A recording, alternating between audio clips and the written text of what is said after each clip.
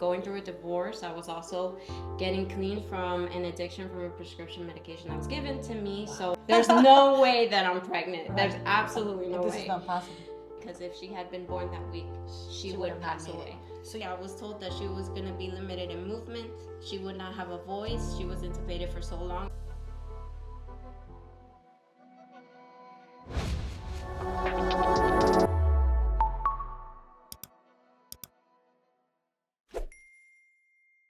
Hello, my name is Maria Cristina Valencia. Welcome again to another episode of Aroma de Mujer, or You're Sent as a Woman in English. And today, I have been waiting for this conversation for so many months.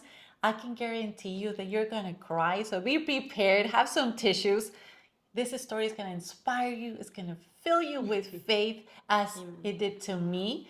And I'm telling you, these women are amazing. Today we have a tiny little surprise because it's not only Natally Martinez, but her daughter Natally is here with us. So thank you My so pleasure. much for being here today with us. It's an honor and a blessing for me. It's my pleasure.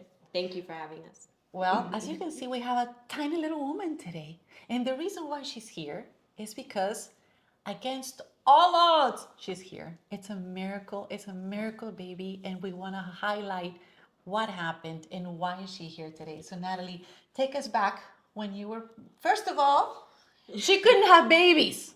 That's what she was told from the beginning. You know, she was told that she would never be able to have babies, and now she is. So take us back to the moment where you went to one of her clinics and found out that this was happening. So as she mentioned, I was told I couldn't have babies since I was 9 years old.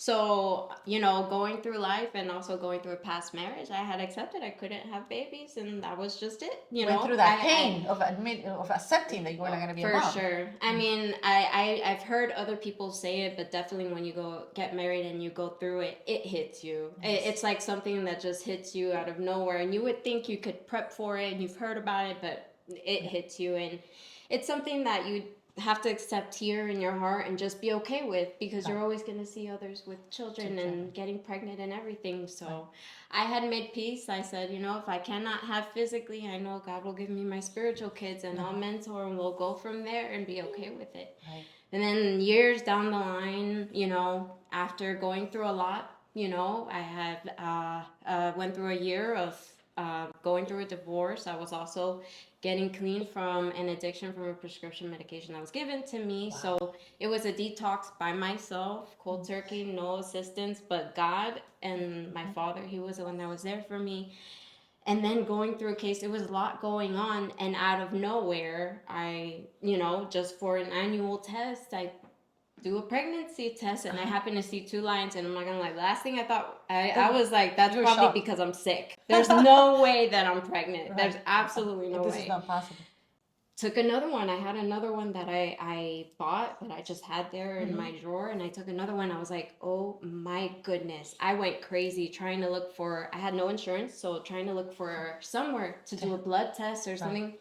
It was impossible, not having insurance. I guess that some offices don't do blood work anymore. Right. So finally, a coworker told me about the pregnancy clinic, and I went to the one in the Flagler location. Yes.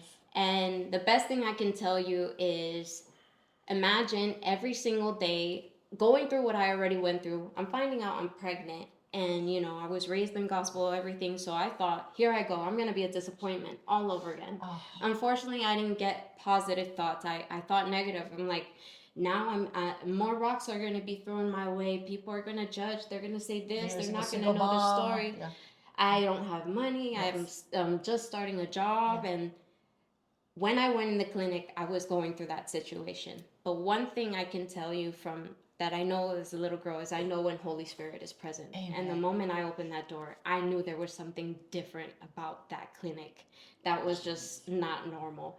And as I'm there, I am shaking. Every day also on the way to my job was Planned Parenthood. I saw it there every single day, and I know that was an enemy. In the end of the day, like, imagine that, the irony that right there next to my job, Planned Parenthood was there. Right. So, and that little voice, will be there, like, you could just get rid of this. This can just be erased easily. But no, when I entered that clinic, I knew something was different. Meaning Lisette, the manager, she spoke to me about the process of how the baby is and everything. And the only person that I could talk to about my situation and at the moment was her. No one knew anything. No. So I let it go like if she was my mom. I was Oh. like at it. I was telling her I can't do this because of this. I've already been All the shamed because fears of this and the fear. shame and the guilt. Yes. I have experienced how cruel the world can be. But I am, again, a testimony to say that no matter how cruel, you know, the one that walks before you is stronger than any other. Amen. And then the story doesn't end And, like that because months goes on. I mean, you Yes. finally take the We go to- pregnancy.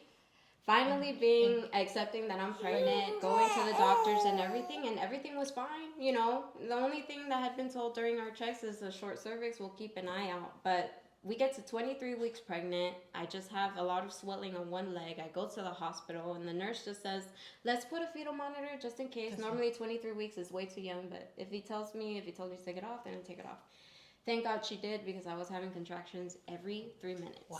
So that means that I had technically, when they went to measure my cervix, I was already at 0.3. You were giving birth, pretty much. Started giving birth. Almost about there to like have the water break and go into labor. And so, you know, having the speech with the doctor, which he was God sent to. Holy Spirit used him as well in the sense of what do we do? Do we do a procedure to go ahead and keep it closed, the cervix, so she doesn't? Or do we do a suppository so we can just see if it Hold works? her there to see if she... And the thing is, the procedure could have popped the bag. Oh, Lord. So he said, I'm talking to you like if you're my loved one, and I'm telling you, let's do this. And we trusted that. But it was a week of prayer and intercession because if she had been born that week, she would have passed away. So you had to make it one more week. One more week. One more week and 4 days. She was finally saying, you know what, I can't take it, Mom. It's time for me to come out. Which is, she's called a micro preemie baby. A So not just a preemie, a micro preemie. I will never forget. It was a C-section. Unfortunately, she did a flip in like a minute. She was head down, but then she was feet first, and the contractions had started getting worse and worse. So it had to be an emergency C-section.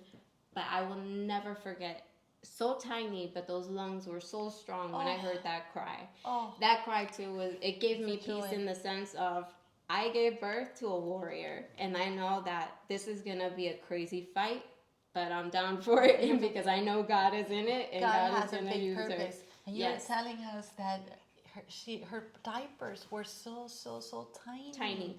Like fit in the hand. Like I could fit like 5-10 in one hand with no problem. But your story is so remarkable because then again, this baby that you never thought that you could have had, that is finally here, but she cannot even hold her baby for 3 months. Was it like you couldn't hold her, touch her? She was intubated. Unfortunately, she couldn't breathe by herself in the beginning, so she needed assistance. So it was a machine breathing 80% and herself 20%. They call it the isolette, so it's the transparent plastic thing that she's inside of, and that's what's helping her not catch any bacteria or anything like that. And not only that, when they're so tiny, as I mentioned, they only have certain layers of skin. She only had about 2, so she was almost transparent, if you can say.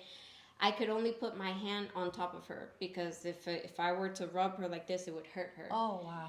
But the only chance I had every day, probably once a day or twice a day, depending how long I could stay there, basically I put my hand there, and as long as I could, I prayed over her. That's all I could do. I didn't feel like I could be a mom, you know. I would love to come to her rescue and hold her, but I couldn't. And you know what? 3 months passed, witnessing other moms carrying their preemie babies, but I couldn't. And that was torture for me. 5 months in the hospital until you're finally able to I will never forget. It was about 3 months and maybe 2 weeks later where I get the phone call saying, today's the day. And mind you, yes, that I finally get to hold her. Every day when you're a preemie mom or micro preemie mom, you get a phone call and you don't know if it's a bad one or if it's a good one. And we went through it all. We went through her almost losing a lung. We went through sepsis. We went through MRSA. Sepsis? We went through a lot. Yes, she went through a lot.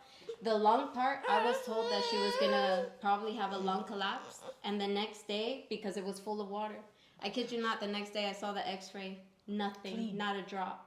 We interceded so much that night, I will never forget. So it's miracle after miracle in this story. They even told you that she was not going to be able to eat, No. not even to walk. I was told for hydrocephalus as well, fluid in her brain, and that 2 weeks later, not one drop nothing. either. I was told all the negative, that this was gonna happen, this was gonna happen. This is what you see today. I was told that she was gonna be limited in movement. She would not have a voice. She was intubated for so long, it'd probably be raspy. She wouldn't be able to speak, and she probably wouldn't be active. Maybe like having the characteristic of like an autistic kid or anything. No, we went from someone who didn't know what public looked like to her being in the gala and waving to everyone and smiling, which that was a breakthrough in itself. So she's evidence of what God has done in Heartbeat of Miami, but she's evidence that miracles still take place today. The same God that did it before is the same God that's doing it in your favor today. And the baby is representation of a blessing, but there's miracles happening every type of way. You just gotta keep an eye out for it. How has this shaped you as a woman, and My now goodness. with your husband, with your family, because it's a testimony not only it's to everybody around you that we get to experience this faith and this resilience of trusting God with your whole heart, saying if He's going to give you a baby after not being able to have babies, this was going to come and transform your life. So how has that impacted you? The fact that I was told now for sure I am not barren, I can still have babies. Yes. Not only shaped me as a mother, but as a woman, in the sense of I know who I am before everything I went through. But with having her, it was a push of saying you got to be more than what you were before. Yes. And you can do it. You have the strength to do it. Because with everyone telling me that God gave me this is my blessing, then that means that I have the strength and I have whatever it takes to go on and basically raise a young warrior that she is. I am strong and God has given me strength, but having her, it's like a 100 times more. And not just physically, but spiritually too. Yes. I seen what she's been through in the hospital, and I seen what she's been through after. And sometimes there's difficulties come left and right, but in the end of the day, I'm reminded of what she's been through and what she's survived from. And so in tiny. general. She just showed us, her little thing where she was supposed to be still have her little feeding G2 to for 2 years. Can you imagine that? And just seeing in this tiny person, her own fight is such a reward for us that get to experience this, because we say, we're strong, we're big, but look at this baby. But also she to fought for accepting her own life and accepting her her being her mommy, because sometimes, unfortunately, some people do run away from it, but keeping her, other blessings against came all along. odds. Against all odds. She did not have her biological father, but we got something better that came along, and that's my partner in life, Matthew, the one that has been able to go ahead, and my future husband. That's another miracle in itself, guys. Yes. Because what Matthew has been able to endure next to you. And being able, so loving. You have to see this man with a baby. It just melts you. He was there at the gala with us, holding her, and when she saw so him, supportive. she ran into his arms Yes, the first time. usually he goes to him, and that makes me want to cry, because it's that unconditional love that despite what has been going on with her, he's there for the baby, has her for you. Oh, and naturally, and it's such a transformation. just like, because we're all adopted kids, right? Our Father has adopted us. You are correct. You are correct. In this case, it's not the one who is your biological father. It's the one who loves you. It's the one who's there for you. And we're going to see another miracle. It's another miracle for me to see them together, guys. It's beautiful. And I know that you're going to be a beautiful bride. We're all going to be celebrating the day of the wedding. But to finish I cannot hold it. I cry so much in the gala with her, but it's so amazing when you get to see a woman that goes into one of our clinics in despair, with not knowing what's going to happen. And you said something so powerful, that it was your family, that you felt that Heartbeat of Miami was there for you as a family. And now what you can say to other women that are in your similar situation, either facing an unplanned pregnancy, thinking that they cannot do it on their own, despite what the medical system tells them or whatever the family tells them, what would you say to them? I would tell them, I went through a divorce. I went through going through suicidal thoughts. I battled depression. I went through detox from an addiction.